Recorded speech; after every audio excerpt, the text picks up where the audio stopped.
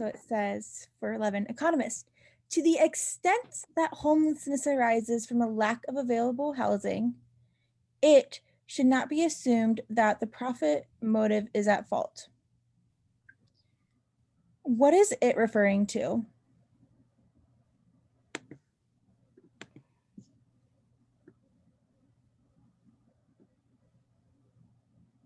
Homelessness or housing.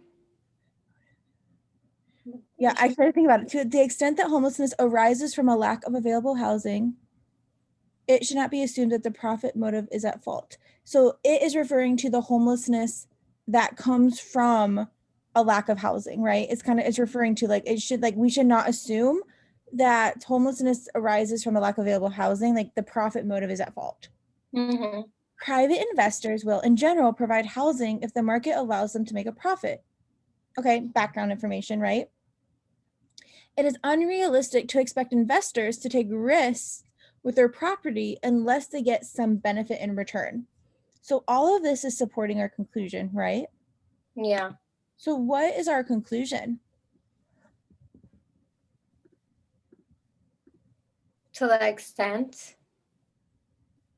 No, not to the so you think that to the extent that homelessness arises from a lack of available housing? No, it should not be assumed. Yes. And then when we get to our rule question, or when we get to our question, we read that we're looking for to the extent that how homelessness arises from the lack of available housing.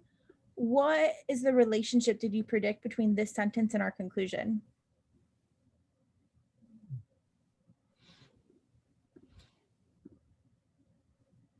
So I felt like I don't know, like it helped the conclusion, but I'm not sure. Does it help it? I thought, like, for me, to the extent that homelessness arises from a lack of available housing, how is that support? I didn't necessarily take it as support. I took it almost as like it's setting our boundaries. Okay. Like, in regards to this specifically, right? Like to the extent or in this situation. So let's start with E. When we do these role questions, we just want to focus on the sentence that we're looking at. So this says, does this sentence suggest a possible solution to the problem? No. Nope, it's not. Definitely not. Does it express the conclusion to be argued for? No. Nope. All right, B, it suggests that the primary cause of homelessness is lack of available housing.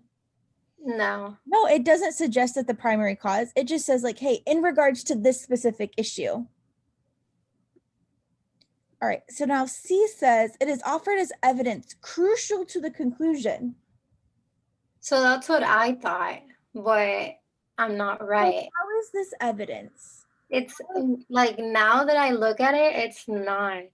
But when I look at when I read it at first, I felt like maybe because it was in the same sentence together, it was helping it in a way. Right. But it's not.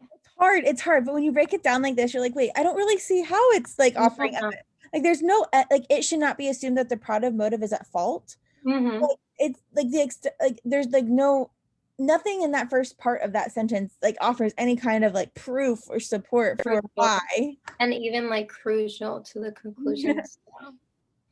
Okay. And then A says it limits the application of the argument to a part of the problem. So this is like worded super funny.